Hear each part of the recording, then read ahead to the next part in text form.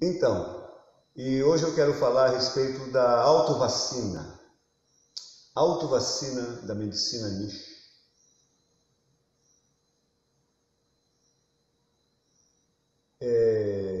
Quando eu fiz 40 anos, minha mãe fez 70. E ela me chamou para conversar e disse assim: meu filho, eu visitei minhas amigas e elas estão todas doentes.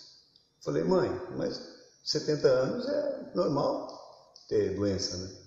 Falando: meu filho, você já me viu doente de gripe? Eu falei: é mesmo, mãe? Nunca vi a senhora gripada, nem doente. Então, e você? Você também. Quando é que eu te levei para o médico? Ah, aquela vez que eu caí do muro, pá, aos 7 anos. Nunca mais. E assim, meus filhos também muito saudáveis. 6, muito saudáveis. Quem conhece o tamanho do saudável, né? E assim ela disse: então, meu filho, eu quero que você escreva um livro ensinando as pessoas a fazer autovacina, fazer a terapia real desse laboratório maravilhoso e complexo que nós somos.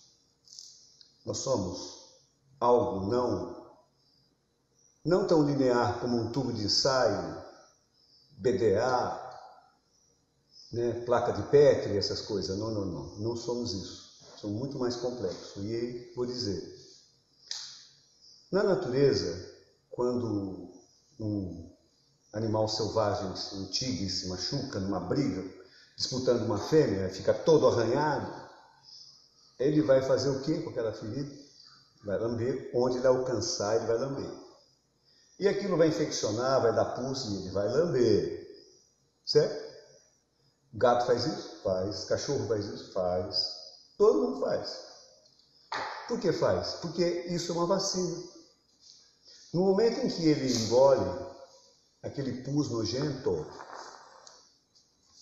o que contém aquele pus? Informação do inimigo. Então, antígenos, anticorpos, chave, fechadura.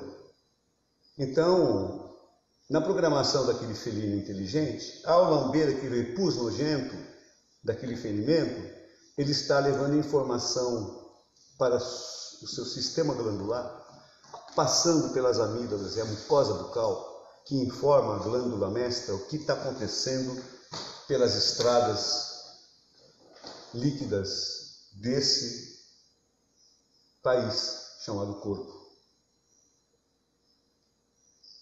Então, assim se faz a autovacina, com o produto de um combate. Uma pessoa está no metrô, espirra alguém do lado. Aquela poeira de perdigotos, vírus, bactérias, encosta, penetra e a pessoa leva para casa. De noite ela já sente um calafrio, o corpo começou a briga. Aí começou um calafrio e ele fala: vou ficar gripado, porque o corpo está brigando. Então, nesse instante, ele tem dentro de si informação do inimigo. Então, precisa criar autovacina. Como é que faz? Através da ingestão de Shivambu. Shivambu é néctar de Shiva. Ambu, néctar. Shiva, néctar de Shiva. 108 capítulos existe uma literatura indiana que diz respeito aos efeitos da urina humana como medicina. É algo muito antigo e depois do ano 2000 as pessoas já estavam mais preparadas para ouvir isso. Inclusive quando minha mãe pediu para escrever livro sobre esse assunto, eu relutei, porque ia expor a nossa intimidade doméstica, né, de algo que a gente conhecia, usava, e aí ela disse assim para mim: meu filho, esse é uma prática que nossa família tem e que nos ajuda muito, e eu temo que se a gente não explicar para as pessoas, a gente possa vir a sofrer alguma penalidade por se esconder, por esconder isso. Aí ela disse assim, eu falei, mas mãe, eu não sou médico, vamos chamar de charlatão, e é uma coisa muito polêmica. Ela falou assim, meu filho, nós nunca pagamos escola para você, para a sua educação. Você escreve livro, você fala bem, você é reconhecido na sua área. Então, toda a educação que você recebeu, sua irmã, de primária à faculdade, foi tudo público. Então, nós temos uma dívida com a nação. E agora está na hora da gente devolver. Então, escreva esse livro. Eu dou a minha bênção. Quando ela falou aquilo, eu me senti mais forte. E aí eu comecei a pesquisar na literatura médica, e pasme, uma maior parte encontrei na Escola Paulista de Medicina, falando sobre o efeito da ureia, da uroquinase, etc, etc, etc. E pesquisei, porque a prática eu já fazia. Então, inclusive foi uma coisa que eu quero dizer assim, dentro dessa noosfera que nós estamos, que ao escrever esse livro, eu percebi em minha vida um crédito astral. Um crédito astral, por quê? Vou explicar por que senti. Porque muitas pessoas me escreviam cartas agradecendo o livro. Eu estava com diabetes, e aí eu usei, melhorou, eu parei de tomar remédio. Eu estava com ferimento que não curava, e eu usei para saúde, e assim vai. E as pessoas me agradeciam. Mas quantas não me escreveram? Milhares, centenas, sei lá. E essas pessoas agradecendo, a internet cósmica acha o meu endereço. E eu percebo, então, na minha noosfera, gratidão das pessoas. Quer ver um fato engraçado? Eu estava num supermercado, na fila do mercado lá na Vila Mariana, e alguém me cutuca por trás e fala assim, você é o Hiroshi? Eu falei, sim. Como é que você me reconheceu? Por causa do seu livro. Não, mas está tão pequenininho, né? Mas, diz ela, eu estava pensando exatamente no livro, na utilidade que esse livro foi para a minha família, e aí, de repente, eu te vejo aí na frente, é ele. Arrisquei, era você mesmo. Nossa, que coisa incrível, né? Então, mas me diga o que aconteceu. Ela tem um irmão que é alpinista, e aí leu o livro, subiu numa dessas montanhas aí famosas, e aí se perdeu, quebrou a corda, não sei o que houve, e ficou perdido lá no meio das pedras. Não era neve, parece que era pedra. E vários dias depois foi achado, mas os ferimentos não estavam infeccionados, e ele estava hidratado. E aí ele lavou o ferimento com urina e bebeu a urina. E sobreviveu, sem nenhuma infecção. E aí ele ficou muito agradecido, mas não sabia onde eu morava, como me achar. Naquele tempo não existia internet, sei lá. E ele ficou com o desejo de me agradecer, mas não me achava. E aí aconteceu esse triângulo. E daí eu digo para os senhores, São Paulo lá tem o quê? 14 milhões de habitantes? Como é que aquela pessoa me achou? Não é incrível? Aí eu percebi que era mais ou menos um efeito da bênção lá da minha mãe, no começo da história, e pessoas que se curaram de muitas doenças, muitas. Eu digo que quando eu lancei o livro, em 98, fui parar no Jô Soares. Depois de Jô Soares, vendeu uma edição inteira. O programa de Jô Soares repetiu várias vezes, e toda vez que repetia, alcançava picos de audiência.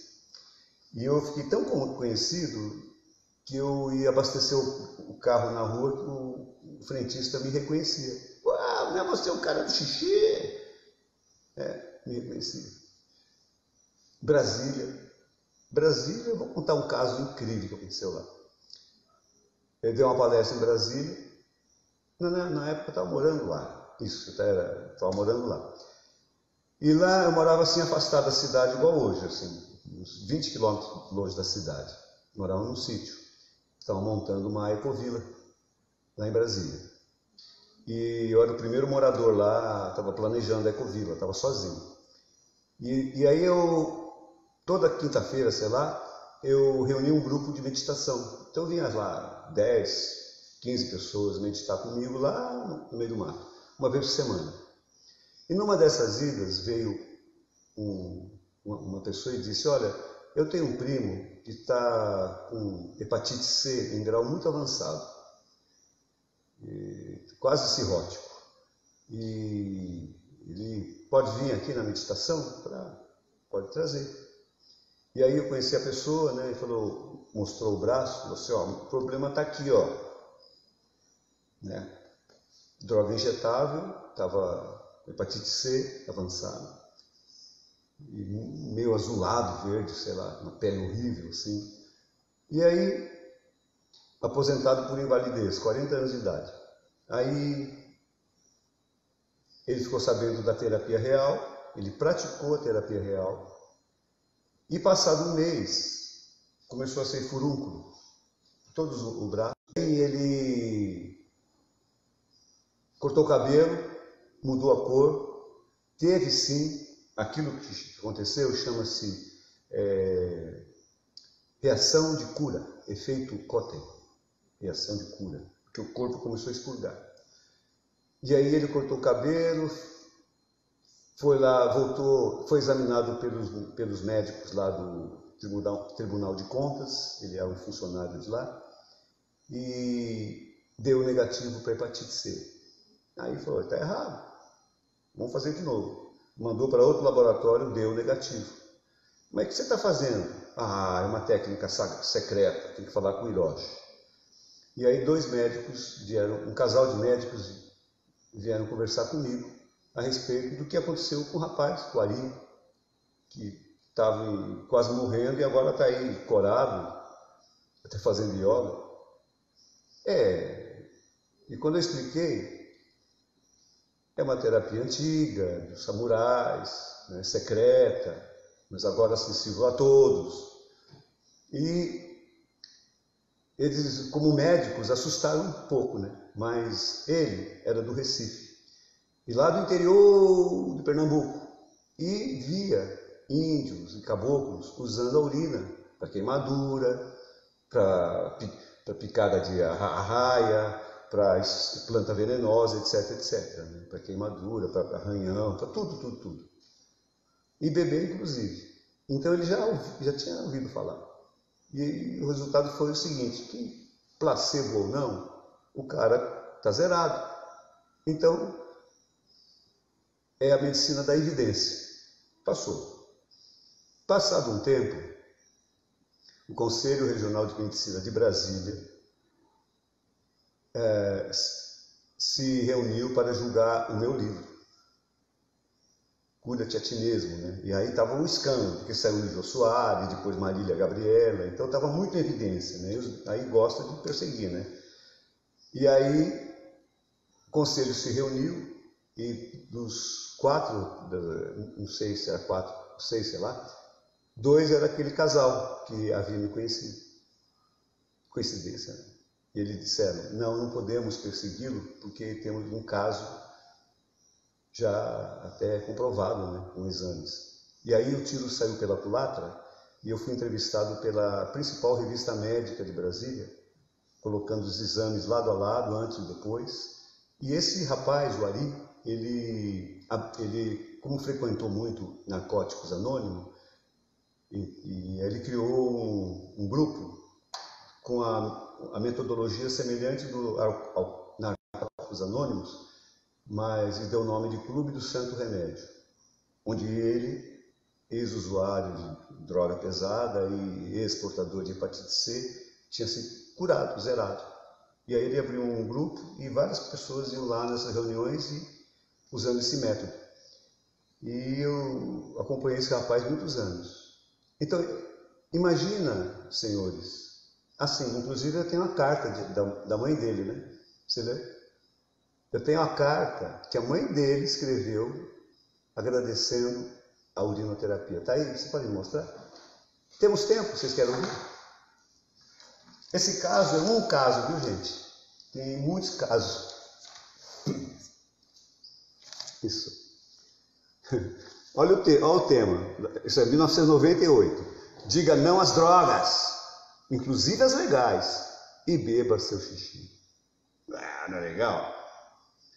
Aqui, ó. Então, a urina é um espelho bioquímico. E ela vai, né? Aqui, ó. Ultimamente, descobriu-se que o cérebro humano é capaz de sintetizar elementos químicos muito semelhantes aos opiáceos. São as endorfinas ou opiáceos endógenos, muito bem manipulados pelos acupunturistas, que induzem profunda analgesia sem introduzir nada ao paciente. O principal alcaloide da cannabis, o THC, é encontrado em altas concentrações no baço e este é responsável pela produção de linfócitos T, anticorpos fundamentais no combate ao câncer e outras infecções. A urina é um espelho bioquímico. Toda a informação de uma pessoa está nesse disquete líquido. Disquete era novidade naquele tempo. Para ilustrar esse fato, vamos transcrever a carta de uma mãe que acompanhou a queda e a vitória de um filho. Abre aspas. Depois de muita luta e sofrimento, já com 40 anos, em 1997, meu filho tomou conhecimento de um tratamento que, como milagre, pareceu desligar sua relação com a droga e logo em seguida com a hepatite C. Ao nascer, toda criança deveria recebeu sempre todo o carinho, cuidado com a saúde e alimentação. Nunca entendi como que aos 14 anos ele veio se tornar refém de drogas, da maconha, do álcool e da cocaína. Durante anos buscamos ajuda. Foi internado várias vezes. Já casado, a esperança e a fé em sua recuperação nunca nos abandonou. Separou-se da sua... Aí sim, já com 40 anos, separa-se da segunda mulher e constata que havia contraído hepatite C. Não aceitava essa ideia. Se entregou mais ainda às drogas. Parecia tudo terminado. Tentou o suicídio através da overdose. Eu mesma já me preparava para a pior notícia. Como ele ainda tinha muitos relacionamentos bons, um amigo o levou para uma meditação onde ele conheceu a terapia real, ou urinoterapia, de uma maneira um tanto mística. Depois eu conto como é que eu apresentei a urina para ele. Quando chegou em casa nesse dia, não contou nada para ninguém. Começou no outro dia a experienciar esse conhecimento. Depois de poucos dias percebi algo que nunca havia visto nele. Começou a se desligar da droga com mais determinação. Parecia que estava sendo alimentado por uma força que lhe dava sustentação. Para mim, a urina, não sei porquê, e não mais... para mim, deveria conter alguma substância que de alguma forma eram liberadas e não mais repostas, e que agora lhe davam mais segurança e lucidez. Sua alimentação passou a ser a mais natural possível. Depois de 3 meses, estava mais calmo, mais determinado e incrivelmente sem usar drogas. Havia superado seu próprio limite no uso da droga. Alguns meses depois, refez seus exames de hepatite C. Sem acreditar, constatou que o resultado estava negativo. Novamente foi testado e confirmado o resultado. Hoje, sua saúde transcorre normalmente, conseguindo com mais coragem e saúde realizar-se como ser humano. Eu fui testemunha desse acontecimento. Para mim, agora é aprender a trilhar essa nova vida cada vez mais com consciência que antes era um caminho desconhecido e que nos foi revelado por esse saber que posso chamar de uma dádiva divina, a urinoterapia. Bom, eu estava guardando isso no meu segundo livro desse assunto. Sabe como é a capa do meu segundo livro? É um chimpanzé urinando para cima e com um bicão assim, bebendo a urina. O título, Nosso Primo Tem Razão.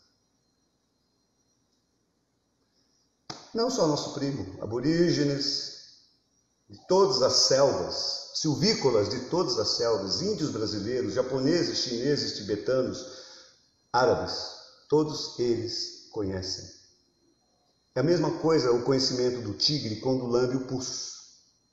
Todos os nossos antepassados conhecem isso, né? E aí a pessoa pergunta, mas como assim? Não é sujo? Tem sim uma sujeira, entre aspas, atenuada, amenizada. O vírus que está dentro de você, querendo se instalar, já deixou resquício de um combate. Ao você ingerir a urina, toda essa mucosa bucal vai mandar informação para o cérebro e vai criar anticorpos. É assim que funciona essa máquina maravilhosa que o mesmo engenheiro da Mitsubishi que criou o universo, criou nós. Então tudo isso está aqui dentro. Você bebe a urina e ela informa o seu cérebro elementos que estão em falta ou em excesso e cria o reajuste. Uma retroalimentação, um feedback que você faz de si mesmo. A urina é estéril. A urina já foi usada no lugar de água de coco, em transfusão de sangue, no lugar de plasma, né? Porque o coco é semelhante ao nosso plasma. A urina tem também a mesma salinidade do nosso plasma sanguíneo. Então, Shivambu é o nome do uso. Eu prefiro sempre dizer, você já fez Shivambu hoje? Néctar de Shiva, né? Inclusive é o seguinte, vocês sabem a origem da palavra vacina? Vacina vem de vaca. Vaca. Um biólogo chamado Jenner, em plena varíola, em plena pandemia de varíola, epidemia de varíola, lá na França, ele observou que as ordenhadeiras de leite elas não pegavam varíola, estavam imunizadas contra a varíola. Elas tinham umas bem atenuadas. Percebeu que as vacas tinham também a varíola, mas não evoluía, assim como as ordenhadeiras. Então toda a ciência nasce da observação.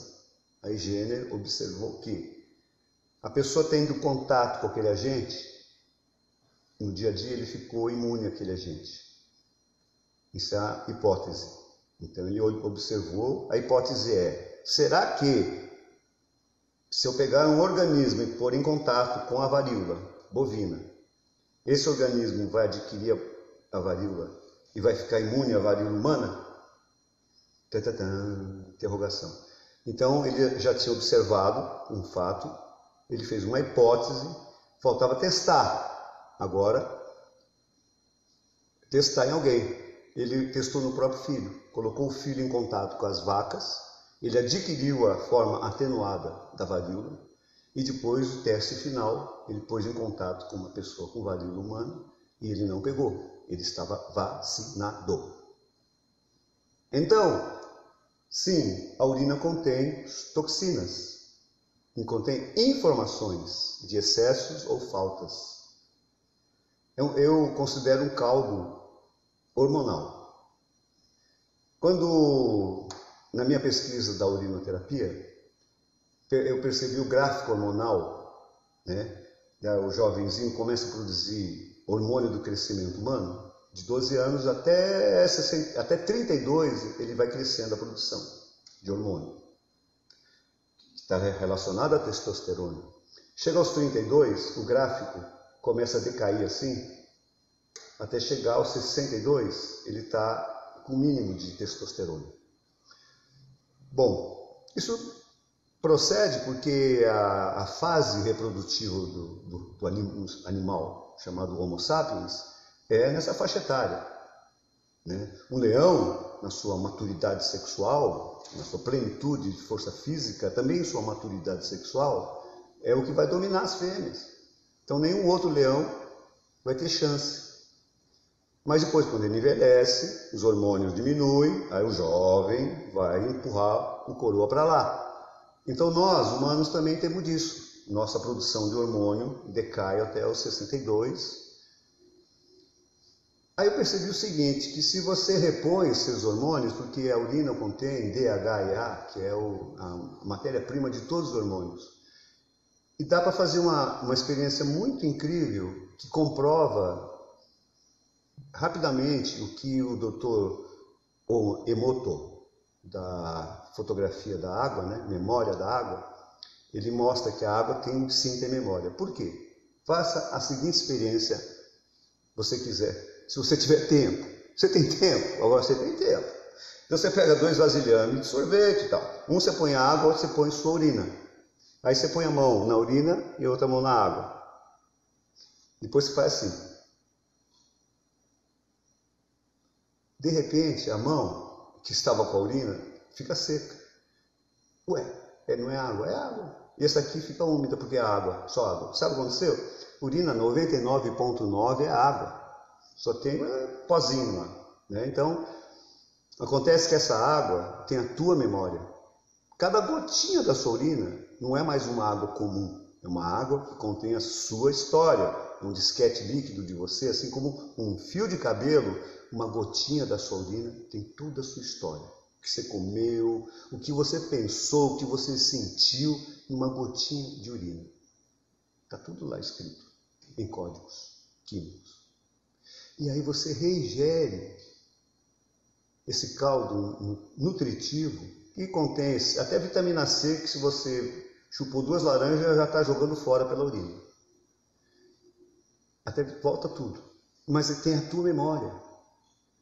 Então o organismo não gasta energia para digerir. Porque quando nós comemos, nosso estômago, nossa química vai ter que transformar, quebrar aquele alimento complexo para transformar em tijolinhos que vão repor a gente. Mas a urina, esses já tem a nossa memória. Então quando você retorna, faz o Shivambu, ela tem a tua memória. E rapidamente ela já... Então assim, é difícil dizer, né? Porque para mim é algo tão natural, tão cotidiano. E eu tenho certeza que tem muitos aí que estão me ouvindo que já também é antigo praticante. A prática da urinoterapia eu reconheço como fosse uma prática de yoga mesmo. Como se tivesse...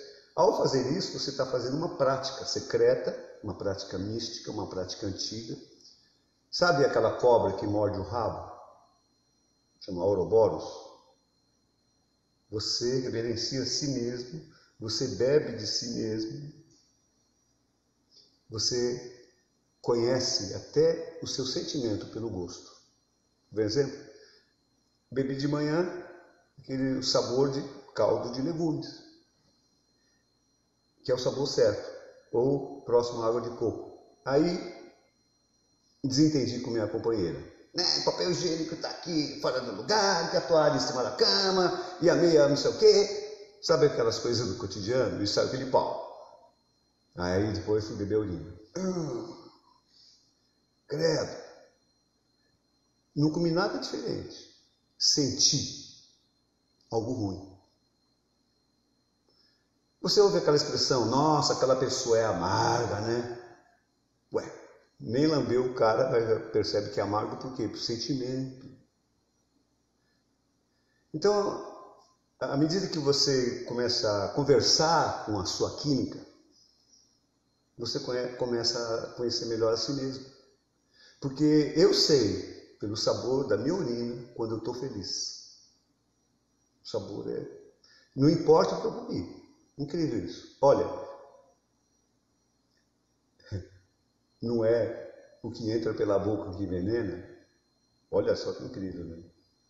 Então, quando a pessoa vive em estado de estresse, de mágoa, de revanche, de, sei lá, de ansiedade, vai tudo peneirar, vai sair na urina e está lá na memória, né? Então, por isso o sentimento, é muito importante ter sentimento positivo, né? Como é que está nosso tempo? O Arrepio está perguntando se as pessoas que se utilizam de medicamento podem fazer o Shivambu. Pode sim. À medida que a pessoa vai aparecer o gosto lá. medicamento. do medicamento. Até a pessoa, se quiser diminuir, à medida que vai diminuindo, se ela tiver já com essa possibilidade, se ela for diminuindo, vai diminuir.